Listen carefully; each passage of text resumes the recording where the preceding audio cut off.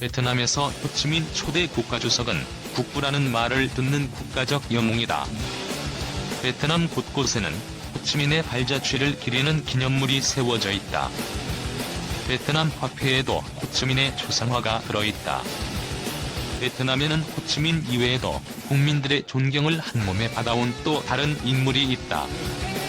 해군의 아버지라고도 불리는 전 응다오 장군이다. 전 장군은 세 차례에 걸친 중국 원나라의 침입을 물리친 인물이다. 특히 전 장군은 1287년 원나라의 3차 공격 때 현재의 하롱베이 부근 바익당 강전투에서 원나라 군대를 전멸시켰다. 하롱베이는 베트남 북부와 중국과의 국경 근처에 있는 만이다. 하롱베이는 천년 수도 하노이에서 남동쪽으로 180km 떨어져 있다. 원나라 군대가 베트남을 침략했을 때 베트남 수군은 하롱베이 섬 사이 좁고 얕은 물길 밑에 말뚝을 박아 놓았다. 원나라 수군의 대과 말뚝에 걸려 오도 가도 못하게 되자 섬에 매복한 베트남 군사들이 원나라 수군을 섬멸했다. 하롱베이와 면에 있는 바다가 바로 남중국 해이다. 베트남은 남중국 해를 비엔동이라고 부른다. 베트남은 과거부터 중국과는 앙숙이었다. 베트남은 지난 천여 년간 중국 역대 왕조와의 전쟁에서 번번이 패배, 조공을 바치는 관계를 맺기는 했지만 복종하지 않고 정체성을 지켜왔다. 베트남 국민들이 전 장군을 존경하는 이유도 이 때문이다. 베트남 국민들은 비엔동을 볼 때마다 전 장군을 떠올리며 중국과의 해전에서 통쾌하게 승리했던 역사를 자랑해왔다.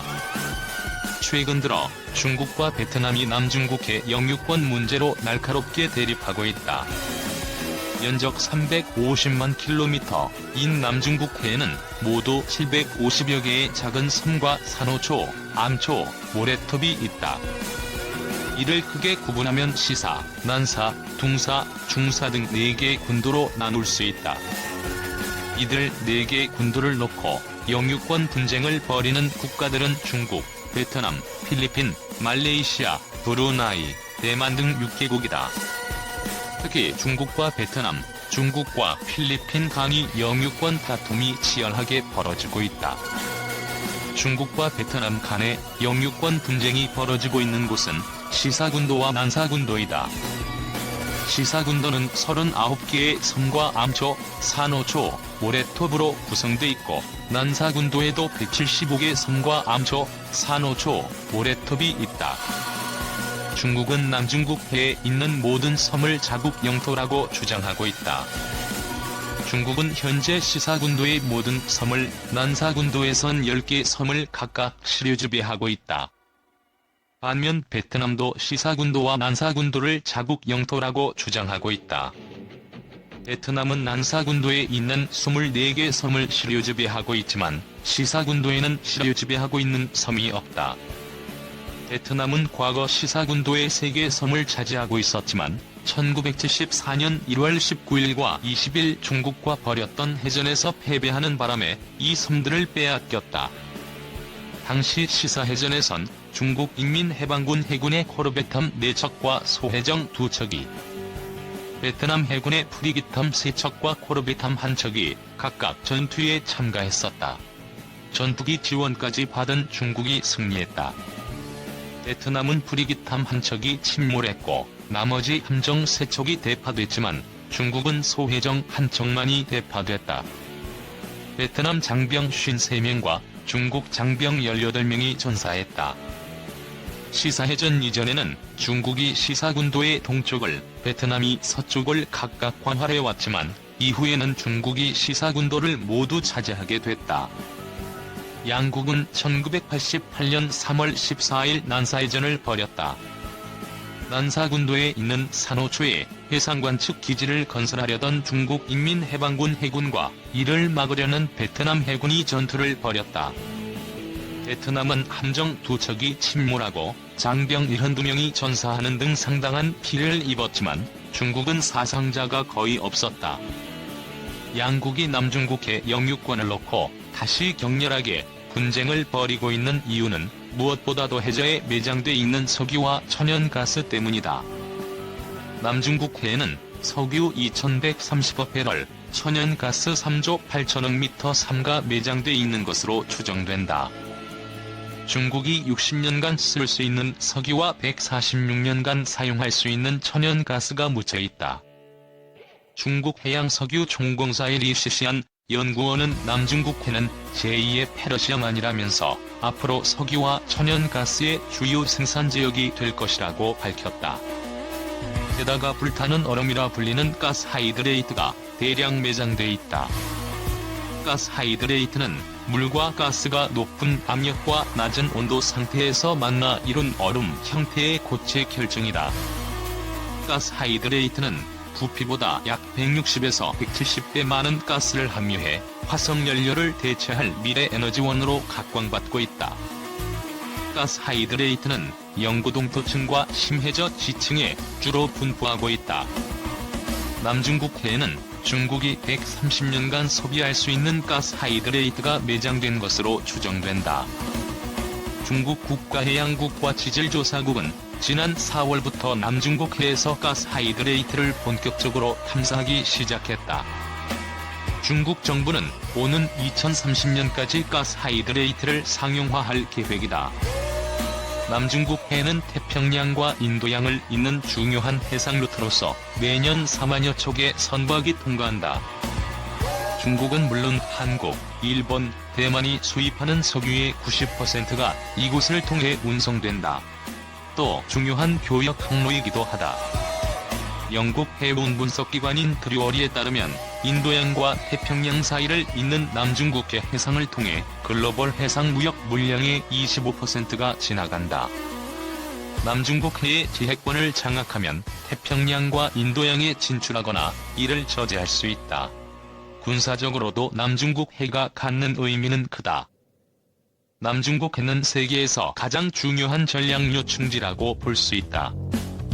때문에 중국은 남중국해의 자원을 다른 국가들에 빼앗기는 것을 막고 전략 요충지도 장악하기 위해 2010년부터 남중국해를 핵심 이익으로 규정하고 자국의 내로 만들려는 전략을 추진해왔다.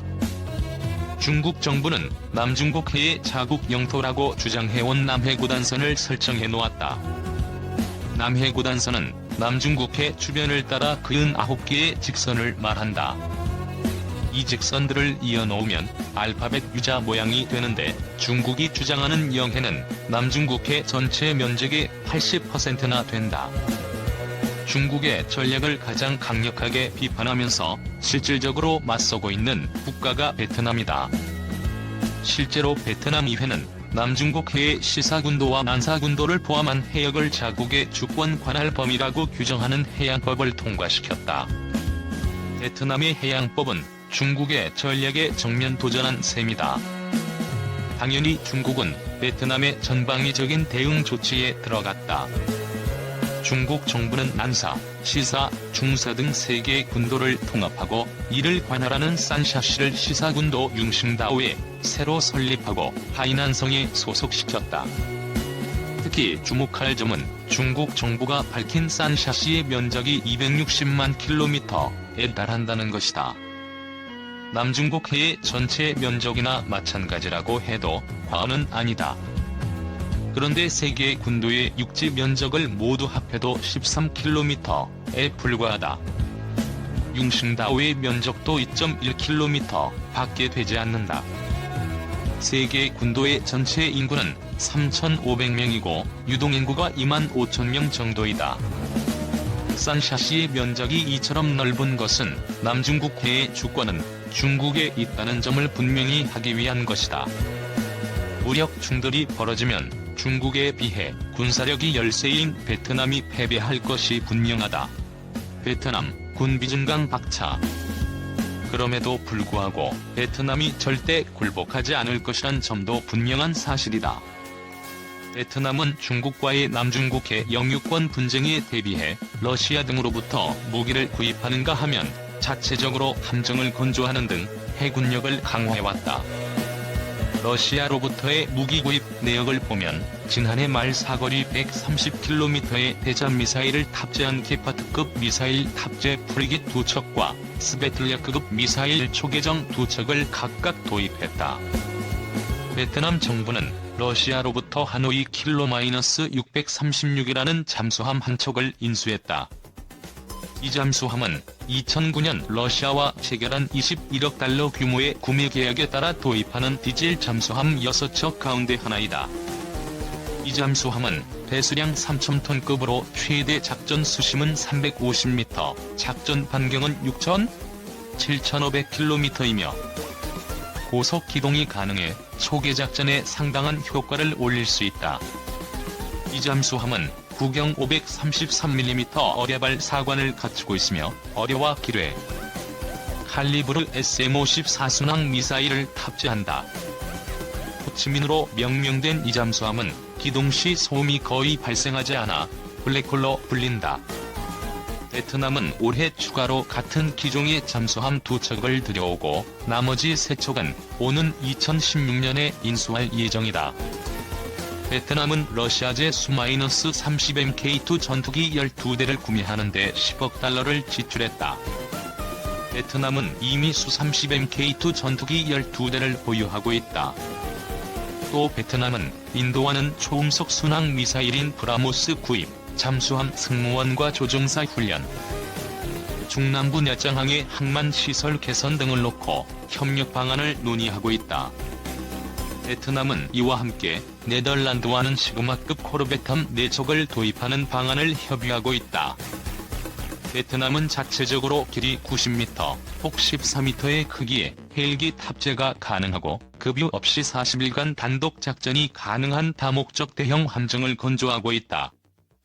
정설하고 명명된 잠수정도 제작해 시험 운항을 실시하고 있다.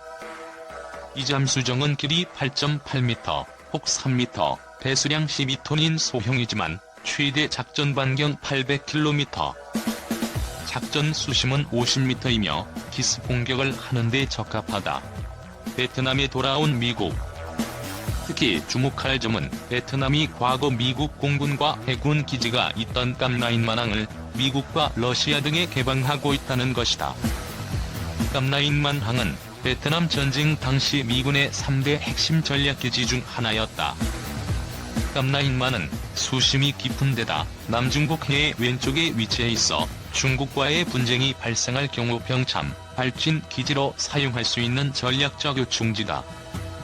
베트남은 1979년 소련의 깜라인만항을 해군기지로 빌려주었는데 소련을 승계한 러시아는 2002년 이곳에서 병력을 완전히 철수시켰다.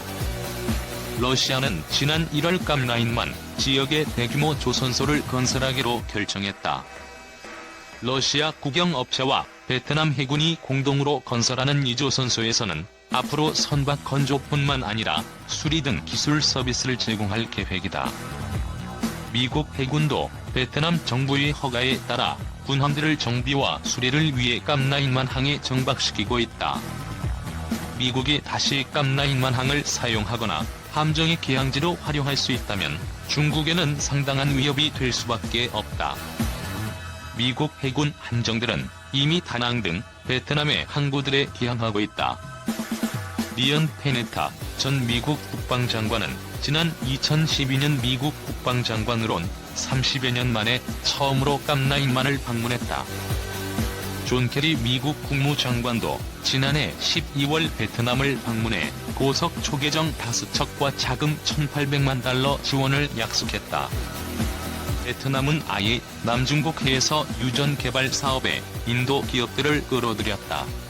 베트남은 인도와의 관계도 강화하고 있다. 인도와 베트남이 지난해 남중국 해에서 합동군사 훈련도 실시했다. 일본도 베트남을 적극 지원하고 있다. 일본은 내년 초 베트남에 해양순 시선을 제공하고 해양순찰 훈련을 지원하며 관련 정보도 공유할 계획이다. 아베 신조 일본 총리는 지난 5월 30일 아시아안보회의 기조연설에서 남중국해 영유권 분쟁과 관련해 베트남과 필리핀을 전폭적으로 지지하겠다고 밝히기도 했다. 베트남은 아세안을 비롯해 중국의 주변 국가들 가운데 가장 반중 정서가 강한 국가이다. 베트남도 중국과의 영유권 분쟁에서 물러서지는 않을 것이 분명하다. 군사적으로 볼 때 다윗인 베트남은 골리앗인 중국을 이길 수 있다는 자신감도 갖고 있다. 양국은 모두 공산당이 일당 지배하는 독재국가이다.